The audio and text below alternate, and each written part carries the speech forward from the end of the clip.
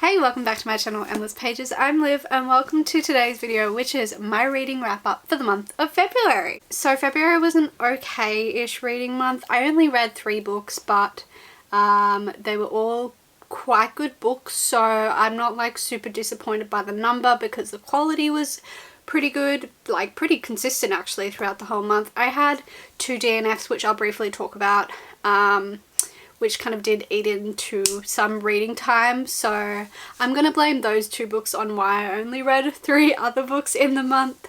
So let's just jump into it. So first off, I started off the month with The Gilded Ones by Namina Fauna. I cannot remember much about this book, which is a problem. The plot I can remember. It's about a girl called Decca, 16 years old. In this village, they do this ceremony to determine whether they can join the village. You want your blood to run red, but Decca's runs gold, which is the colour of impurity. And then this woman turns up to her village, gives her like an ultimatum, like you can either stay in the village and face consequences worse than death, or come join this army of girls just like her and fight for the emperor. They're these things called Alakai near immortals. Yeah, so she decides to go join the army and it's about that. I cannot remember a single thing about this book. What I can remember is that, I don't know, I liked how the female characters were written. I think they were well written female characters. I did like the sense of, I guess, female camaraderie. The women supporting women in this book and lifting each other up. I did feel that that was, you know, a nice message to have in a young adult book. I liked our main character. I liked that she had a lot of depth and strength. I liked the, without spoiling, the whole kind of mystery around her. I feel like there were lots of interesting twists and turns that kept the pace of the book quite fast. One thing I will say that was a reason I didn't give this 5 stars was the writing. I do acknowledge that this is a young adult book. I just feel like the plot was great, the characters were great, just the writing style wasn't amazing. Like, I wasn't blown away. I didn't think the writing was like spectacular or descriptive or anything like that, so I feel like it would have been pushed up to a 4.5 even if the writing was better. I think that was the one thing that let me down in this book. I did like the reveal in this book. I gotta say, I did not see the major reveal coming, which I did like being surprised about, and that just kept me even more engaged because I was like, oh my god, my mind is blown, it all makes sense now. So I really did enjoy that aspect, and I'm really excited to see the consequences of that reveal, and what's it, well, we've kind of seen the consequences, but where's that going to take our characters into the sequel and what's going to happen there. That was such a cool kind of cliffhangery ending, which I liked. Keeps you engaged and makes you really want to pick up the sequel and see where it goes. So I enjoyed this book. I gave it 4 stars. I thought it was pretty good. Again, the only thing that really let me down was the writing style. I thought it was bit basic, nothing, you know, nothing amazing. So yeah, 4 stars. Then I read this book, The Hobbit. Obviously this is by J.R.R. Tolkien. This is a prequel to the Lord of the Rings trilogy, and oh my god, so I keep saying this time and time again, but Lord of the Rings is one nerdy thing that I have never read, never watched any of the films, but always have wanted to. I feel like I'm not a nerd if I haven't at least given it a go, right? So I saw that The Hobbit was free on Kindle Unlimited, so I was like, it's a sign, right? It's a sign that I should finally give this a go. So I did. And holy shit, was it so good. Okay, so tell me if I'm wrong, but I keep seeing people say this is technically a middle grade. It did kind of read like a middle grade, and one reason why I've always been intimidated to read Lord of the Rings is that it looks like a terrifyingly confusing big adult fantasy, which always intimidates me. So I love the idea that The Hobbit is middle grade because it made it less scary and less intimidating to start this series if I'm going in learning a bit about the world in a middle grade writing. So simpler for, you know, dumb brain like mine. So yeah, if you didn't know, you probably do. The Hobbit is the story of Bilbo Baggins, and he has been chosen by this wizard to join this group of dwarfs to go and get some treasure back from a dragon. So it is a fun, epic journey. wow, I adored this. The writing was so descriptive and absolutely beautiful. I loved the kind of narrator style, journey of character growth and strength. Like, I absolutely love it. This was so wholesome, so wholesome. This is a big epic journey where Bilbo begrudgingly goes along this journey, and he doesn't want to be there. He wants to be home in his little hobbit hole where he's safe, but he's brave and he goes out and he faces the world and goes on this epic journey where he proves himself and, you know, becomes a better person, stronger, and proves to people that it is not a good idea to underestimate him. This was such a beautiful message, and it was such a wholesome journey to read. It was fun and fast paced, and there was danger at every turn, and it was a little bit silly, which I loved as well. I was literally laughing out loud at points that it was so silly and fun and wholesome. This book was just so much fun. Like, I had such a fun time with it. I had the biggest, goofiest grin on my face the whole time I was reading it. I absolutely loved it. It was silly, it was fun, it was wholesome, it had a beautiful message. I am a sucker for character growth. I'm a sucker for the underestimated character. Having someone believe in him and know that he's going to be able to show his worth and prove himself to be a valuable member of the team. He was one with good morals, and it was just, I literally cannot form a proper sentence about this book. But trust me, this book was amazing. I'm not making it sound great, but it was absolutely amazing. 5 stars. I would give it more than 5 stars if I could. I had the best time, and now I'm so excited to jump into The Lord of the Rings. I know it's going to be a different ride. Probably going to be a little bit darker. Probably going to be more adult. But this was so fun. It was so good. Absolutely adored this book. This is maybe one of my favorite reads of the year so far now. I've only read what, like 8 books or 7 books or something, but definitely contender for one of the best books I've read, and one of the best books I've read in a long time. It was so good. Speaking of fantastic books, and next up I read another fantastic one, The Final Empire. This is the first book in the Mistborn trilogy by Brandon Sanderson. This was my first time ever reading a Brandon Sanderson book, and my god, were you guys right about Brandon Sanderson's writing. So this is a book about this world where this guy called the Lord Ruler, real piece of shit. He is ruling this world with fear.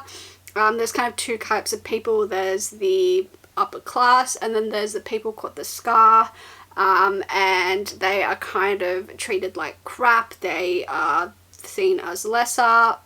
You know, the Lord Ruler doesn't treat them well, and neither do the other people. Anyway, I'm really describing this plot well. We have 2 main characters. We have Kelsa, who is a Scar criminal, and we have, oh my god, I just forgot her name. We have Rin, oh my god, how could I forget her name, who is a kind of street urchin, she's described, and they are plotting a bit of an uprising. Rin must learn to master Allomancy, which is the power of a Mistborn. So, speaking of power, this book is amazing, but what I really loved about this book was the magic system of Allomancy. This was such a unique magic system. I can't say that I've ever read anything like this before, and the whole system and how it was described and how it was used was so fascinating to me. Like the push and pull on metals, and there's metals and they have like they're paired together and some push, some pull. Like, that was so unique, and the writing style described how they used to move it and fight was just made the most fascinating fight scenes. It was really cool, and I've never read anything like that before.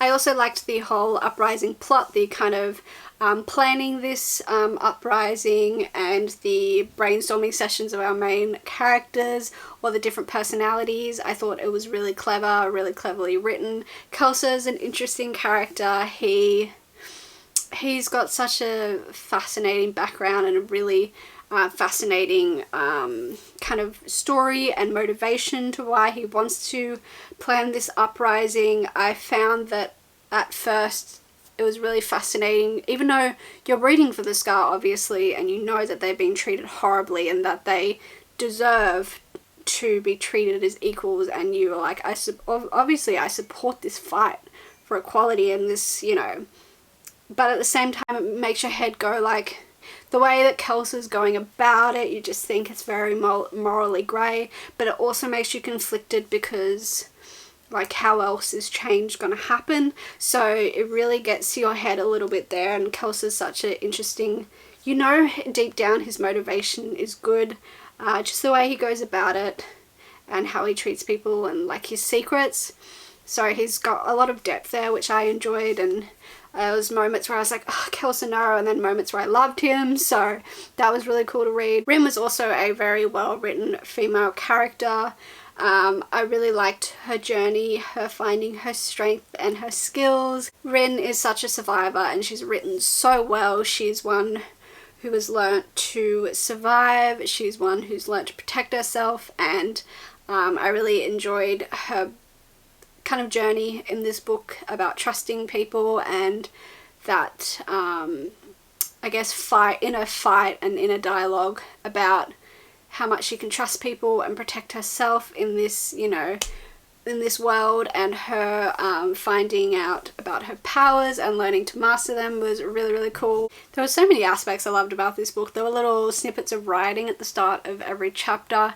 The reveal about whose writing that is was just, like, mind-blowing, especially towards the end.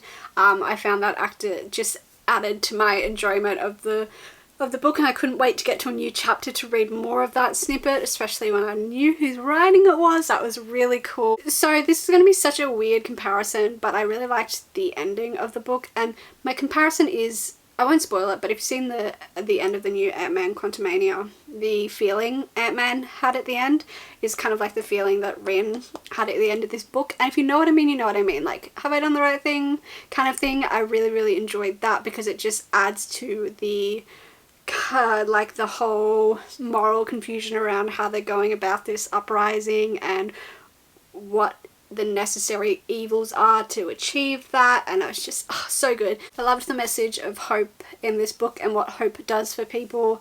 I thought that was really powerful, the kind of idea of what the world could have looked like, what the world did look like, the small beauty in the world that gives people hope. And yeah, it was just really inspiring to read such a, I guess, downtrodden, pushed down people that had been, you know, ripped of all their hope and just had no fight left in them. The smallest, littlest things and the few people that inspire them and fight for them. I just thought that was really moving, and I love that. Yeah, how some descriptions of the small beauties in the world just give people hope and give a reason for people to keep fighting. And yeah, that group mentality of strength in numbers, and yeah, strength in being brave, and yeah, it was, yeah, love. Yeah, I absolutely adored this book. The magic system, fantastic. The writing, fantastic. Our two main perspectives, fantastic. So different, so interesting. I absolutely loved it. I loved where this book ended off because it's just gonna be such an interesting sequel to see the consequences of the end of this book and how things are going to change, what happens there. Yeah, I love a book where people rise up and fight against the people in charge and fight for their equality and their rights. I'm a sucker for it every time. I'm going to love that, especially in a fantasy setting where there's magic and powers. And yeah, this book was absolutely fantastic, and I already have the sequel waiting. I went and bought it because I was like, I need to know what happens straight away. I love the writing style so much. 5 stars.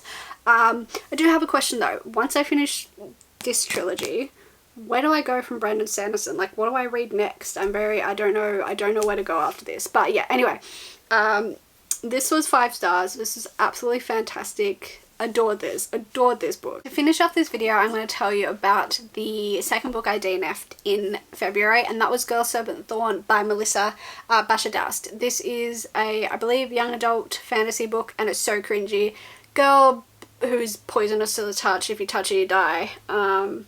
Then she meets a boy, and then she meets a demon that could potentially give her answers and maybe break the poisonous kind of curse.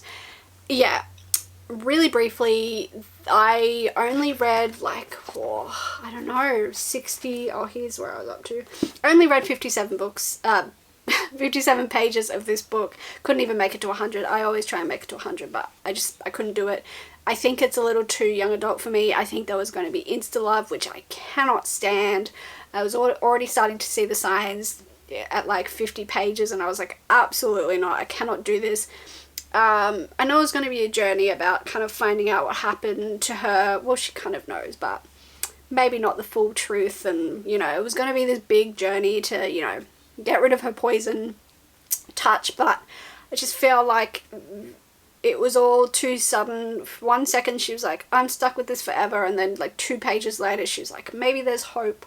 So I just found that really cringy. The writing wasn't great, and I just feel like I'm not the target audience for this book, which is really disappointing. But, you know, it's always disappointing not liking a book that you paid money for.